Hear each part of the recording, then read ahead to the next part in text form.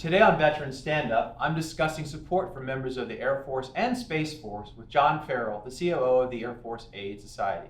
So John, let's start at the beginning. Talk about your mission and who you serve. Sure. We are the official charity of the United States Air Force and United States Space Force, the 501c. Been in existence for 80 years.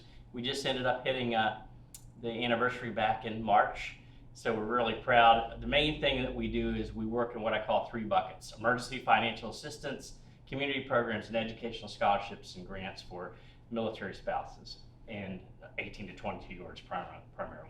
Well, let's start with emergency financial aid. It's difficult times. Gas prices are up, inflation, rent, evictions. Tell us about the emergency financial aid program. Sure. One thing that I'm very proud of is we made a substantial change over a year ago where we take care of active duty guard, reserve, widow and widowers, and retirees, regardless of status. In the past, you had to be Title 10 for a certain amount of days. We did away with all that. So we opened the aperture for all of them.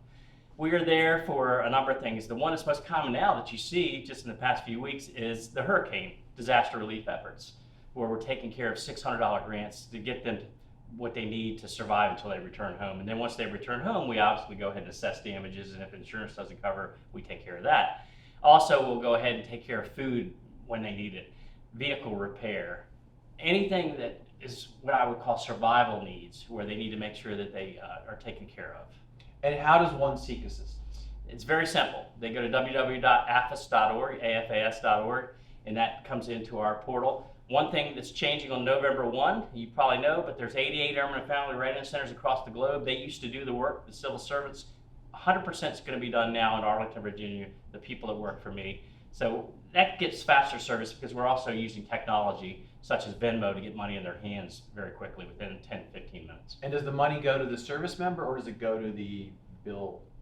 A little of both, honestly. Primarily the service member. They come in and they say, here's what I need. They show evidence or proof of an invoice, and then we say, okay, obviously we assess that. Sometimes we do financial counseling if there's more to the issue, and then the money ultimately is paid to either them or the vendor, depending on the circumstance. And you said you're increasing the speed. What would be from the time I ask for help to the time I get help?